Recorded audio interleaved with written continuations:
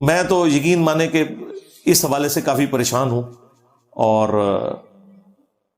امید کی کرن صرف یہ ہے کہ آپس میں بیٹھیں. اگر یہ بیٹھیں گے نہیں، اسی طریقے سے ایک دوسرے کے خلاف پروپیگنڈا کرتے رہیں گے، ایک دوسرے کو نیچا دکھاتے رہیں گے، اور پھر اعلانیہ معافی بھی مانگیں. میں خان صاحب سے تو ریکویسٹ کروں گا 2018 کی ایکٹیویٹی کے اوپر اعلانیہ قوم سے معافی مانگیں، اور معافی یہ بھی مانگیں اور ان کے جو سہولت کار تھے اس وقت کے اسٹیبلشمنٹ کے لوگ، ان سے بھی معافی منگوائیں، اور اس کے بعد 2024 میں جو کچھ ہوا اس میں بھی معافی مانگی جائے. اور اگر آپ کہیں گے کہ اس کو چھوڑو آگے چلو، تو اس طرح تو معاملہ نہیں ہو سکتا. اب دیکھیں نا نواز شریف صاحب کا موقف آپ ذرا ان کی نظر سے بھی سمجھیں نا. وہ یہ کہہ رہے ہیں کہ میں 2017 میں ملک چل رہا تھا، آپ نے چلتے پہیے کے اندر وہ جس طرح موٹر بائک کا پہیا تاروں والا جا کے ڈنڈا دے دیا، آپ نے ڈنڈا بھی ٹوٹ گیا، پہیا بھی ٹوٹ گیا، مجھے آپ لوگوں نے نکال دیا. اس کے بعد میرے خلاف پروپیگنڈا کیا اسٹیبلشمنٹ کے ذریعے، پی ٹی آئی کو یوز کر کے مجھے اتنا ان پاپولر کر دیا کہ میں نے اگلا الیکشن کیسے جیتنا تھا. لہٰذا آپ میرے کیسز بھی ختم کریں اور مجھے دوبارہ انڈو کروا کے 2017 پہ لے کے آئیں، جس کی کوشش ہوئی 2024 کے اندر. ان کی نظر سے دیکھیں، وہ کہتے ہیں انڈو کریں. یہ کہتے ہیں ہمارے ساتھ زیادتی ہو رہی ہے، تو وہ کہتے ہیں بھائی 2018 میں تو ہم پاپولر تھے، آپ لوگوں نے ہمیں گورنمنٹ سے کیوں باہر نکالا، ایک چلتی ہوئی گورنمنٹ کو. تو دونوں کے پوائنٹس اپنی جگہ سٹرونگ ہیں، یہ ذہن میں رکھیے گا. یہ کوئی پھینکنے والی باتیں نہیں ہیں، اس کا حل صرف بیٹھ کے ہوگا. اور اگلی بات میں بڑی خطرناک کرنے لگا ہوں، یہ مسئلہ خان صاحب کی زندگی میں تو سالو ہو سکتا ہے، خدا نخواستہ ان کی موت کے بعد سالو نہیں ہوگا، یہ میں آپ کو بتا دوں. ہاں، میں اکثر یہ کہتا ہوں، باپا جانی جو ہے الیاس قادری صاحب، اپنی تمام کمزوریوں کے باوجود ان میں ایک خوبی ہے کہ نان اسٹیٹ ایکٹر نہیں ہے. وہ انہوں نے ڈنگ نکال دیا اپنی جماعت کا، ورنہ جتنی بڑی وہ جماعت ہے، اگر وہ اس کو وائلنٹ کرنا چاہے تو ملک پورے میں آگ لگانا باپا جانی کے لیے کوئی مسئلہ نہیں ہے. لیکن آپ دیکھتے ہیں جب کوئی ایکٹیویٹی ہوتی ہے، ایون ممتاز قادری بھی ان کا مرید تھا، انہوں نے اسے بھی کنڈیم کیا کہ اس طریقے سے قانونی ہاتھ میں لینا چاہیے. اس کی وجہ سے انہوں نے خادم رضوی صاحب کی بھی گالیاں کھائیں، تحریک لبیک بھی ان کے خلاف ہوئی، حنیف قریشی صاحب بھی ان کے خلاف ہوئے. لیکن ان کا یار یہ کوئی طریقہ نہیں ہے کہ قانون ہاتھ میں لیا جائے. تو باپا جانی نے جس طرح اپنے ماننے والوں کی تربیت کی ہے، ہم امید کرتے ہیں کہ ان کی وفات کے بعد ان کی لیگیسی آگے چلے گی. لیکن خان صاحب نے جو تربیت کی ہوئی ہے، اگر انہوں نے اپنی زندگی میں اس قبلے کو درست نہ کیا تو ان کی وفات کے بعد خدا نخواستہ مجھے تو مزید حالات بگڑتے ہوئے نظر آئیں گے. یہ میں اسٹیبلشمنٹ کو بھی بالکل کلیئر کٹ بتا رہا ہوں کہ جو کچھ آپ لوگوں نے کروانا ہے نا خان صاحب کی زندگی میں کروائیں. جس طریقے سے بھی خان صاحب کو قائل کرنا ہے، وہی آگے پی ٹی آئی کے سپورٹرز کو قائل کر سکتے ہیں، ڈنڈے کے ذریعے، کیسز کے ذریعے، عدالتوں کے ذریعے، ڈرا دھمکا کے. آپ چند ایک لوگوں کے ساتھ تو کر لیں گے، لیکن جو لوگ باہر بیٹھے ہوئے ہیں، 1 کروڑ پاکستانی باہر بیٹھا ہوا ہے، ان میں سے بھی میجورٹی پی ٹی آئی کے سپورٹر ہیں. اور اس کی وجہ یہ ہے کہ انہیں گراؤنڈ ریئلٹیز کا کم پتہ ہے. جن کو پتہ ہے ان کو پتہ ہے کہ بھی دونوں طرف لوگ ایک جیسے ہیں.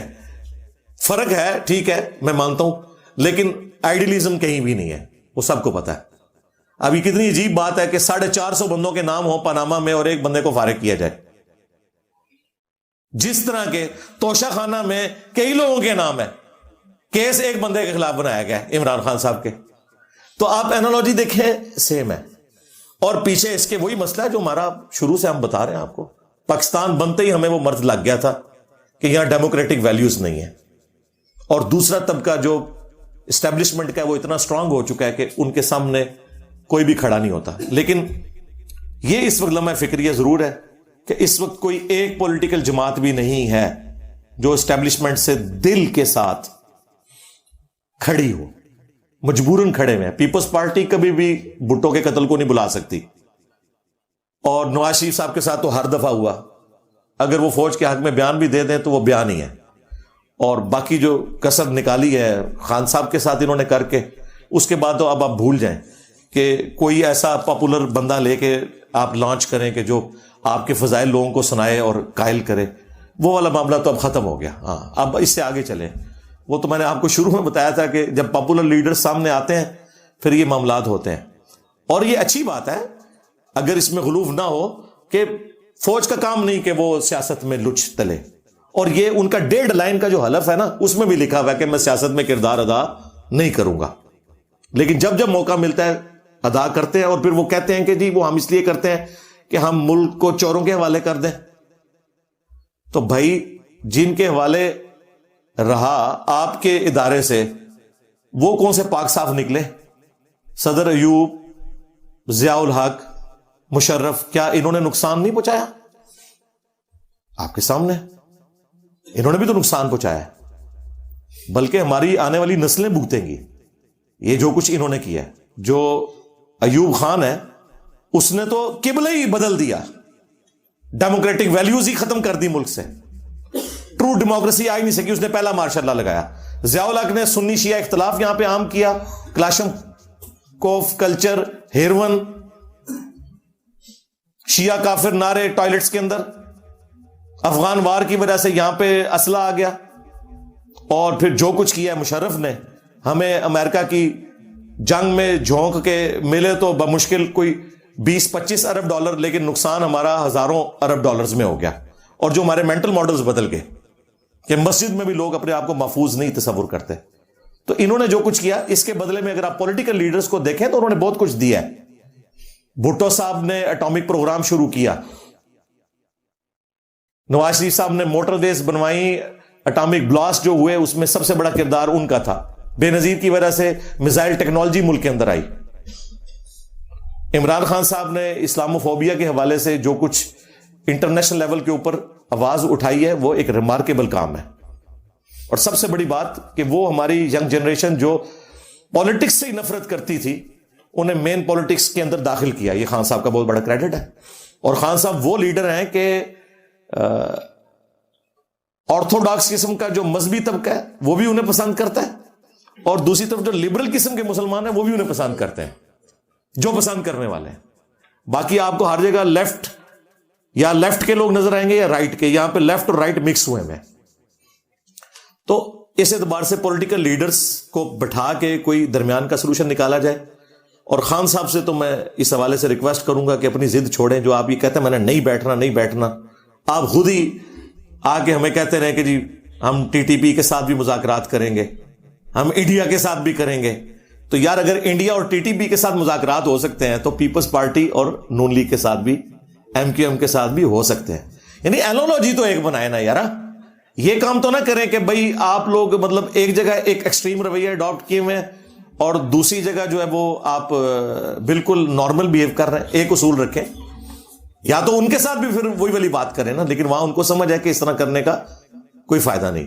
2017 کے دھرنوں میں جو نون لیگ چیخ رہی تھی کہ یار اس سے ملک کی اکانومی کو نقصان ہو رہا ہے, وہی دھرنے جب خان صاحب کے دور کے اندر ٹی ایل پی نے دیے, خان صاحب نے آ کے جو تقریریں کی وزیر اعظم کی حیثیت سے ٹی وی پہ آ کے, وہ وہی باتیں تھی کہ اس طریقے سے تو ملک جام ہو جائے گا, اس طریقے سے اگر ہم یورپین یونین کے ساتھ بگاڑ لیں گے تو ہماری اکانومی کا کیا بنے گا.